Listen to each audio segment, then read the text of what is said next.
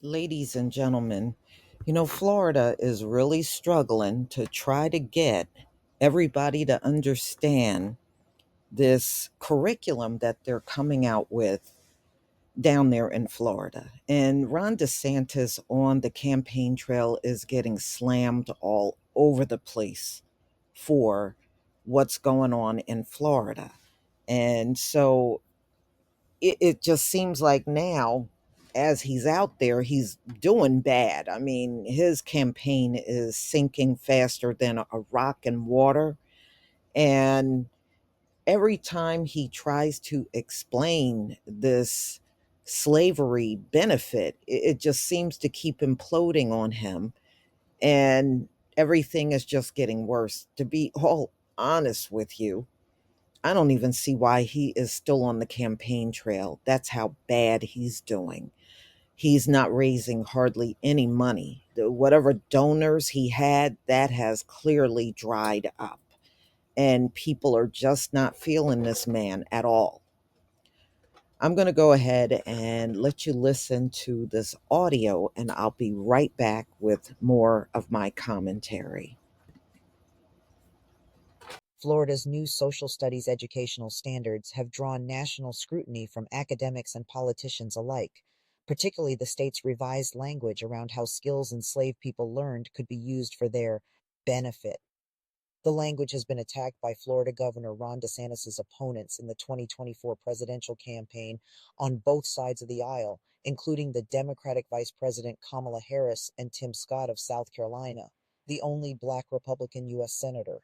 The most controversial line in the guidelines, approved July 19th, says, "Instruction includes how slaves developed skills which, in some instances, could be applied for their personal benefit." Yet DeSantis's team pointed out that Florida's language sounds similar to a section of the College Board's AP African American Studies class framework, the same class, in fact, that DeSantis had threatened to ban in his state. In addition to agricultural work, enslaved people learned specialized trades and worked as painters, carpenters, tailors, musicians, and healers in the North and South, the College Board's framework reads. After they were freed, the framework continues, African Americans used these skills to provide for themselves and others.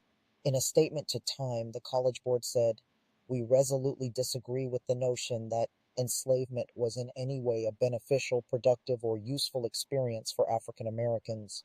Unequivocally, slavery was an atrocity that cannot be justified by examples of African Americans' agency and resistance during their enslavement."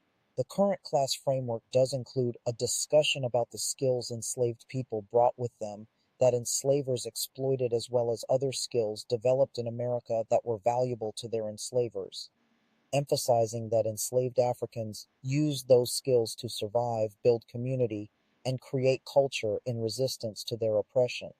While the concept of discussing enslaved people's skill sets in a classroom setting is broadly accepted, scholars who contributed to the AP African American Studies curriculum tell Time that the use of the phrase personal benefit is the main problem with the Florida standards. Greg Carr, a historian at Howard University who contributed to the AP African American Studies framework, says, "To say that there's a benefit is absurd. There's no benefit to enslavement."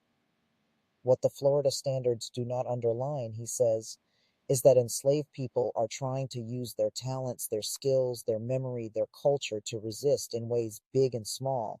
Dana Ramey Berry, a historian at University of California, Santa Barbara, who also contributed to the AP African American Studies framework, says teachers must talk about freedom in Africa to emphasize that before being captured and sold into slavery, African people came from highly civilized societies with a variety of skills.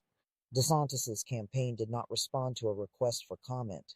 DeSantis said Thursday that the guidelines are very clear about the injustices of slavery in vivid detail and mentioned similarities to the College Board's course.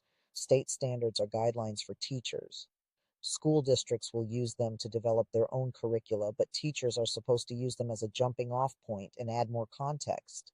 As Carr puts it, it's not like people take the state curriculum into the classroom with them every day and follow chapter and verse like it's the Bible. Florida's new standards drew controversy within days of being approved. Vice President Harris slammed the section as propaganda and lies in a July 21st speech in Jacksonville, Florida. Senator Scott said Thursday there is no silver lining in slavery. Ladies and gentlemen, the Florida Department of Education released this about a day ago. So I'm just going to scroll through it so you can see some of the stuff that's in here for African American history. So just understand this is never going to be right because it's people that don't look like us that are picking what's going to be taught. So for that right there tells you it's never going to be right. So let's get down to this part, and it just shows you positive influences and contributions by African Americans. So it goes over, as you can see, it starts out with, inventors, famous people, um, positive influences. And what I'll do is I'll try to put this document in my comment section. So if you want to access it, you should be able to see it. So I'm just going to thumb through it real quickly.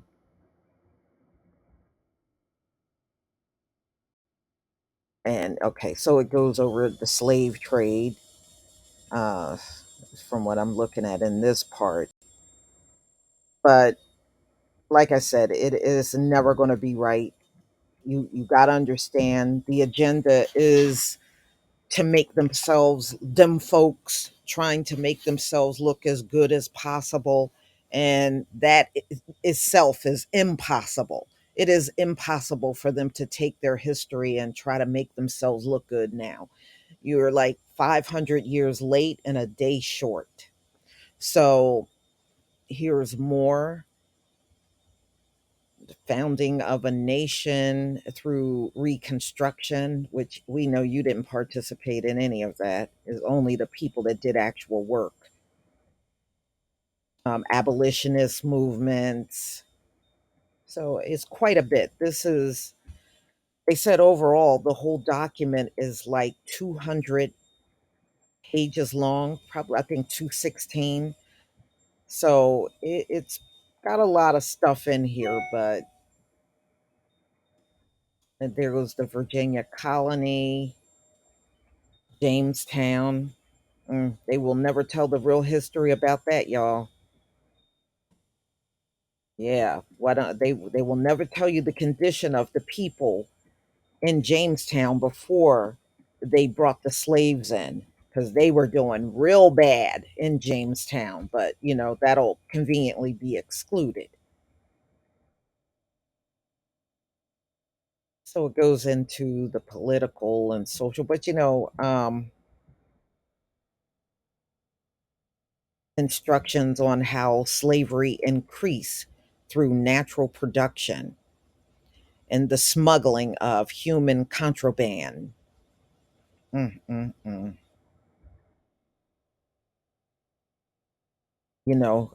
I'm surprised I don't see woke in here a million times, because that's all that comes out of DeSantis' mouth is woke. All right, y'all. So you can see it's a lot of things in here, but not the kind of things our children should be learning. Our children should be learning so much more. This is a very watered down version, and they're going to continue to do this. Don't be surprised when this similar thing crop up in other states, and I heard it already is. This thing about slavery was a benefit. They said they're doing something similar in Alabama, you know? So it'll be more red states trying to grab a hold of this document so they can duplicate it in their states too. So, y'all, please tell me what you think about this video. Please leave your comment and subscribe. Don't forget to hit on the notification bell, and I'll see you on the next video. Peace, family.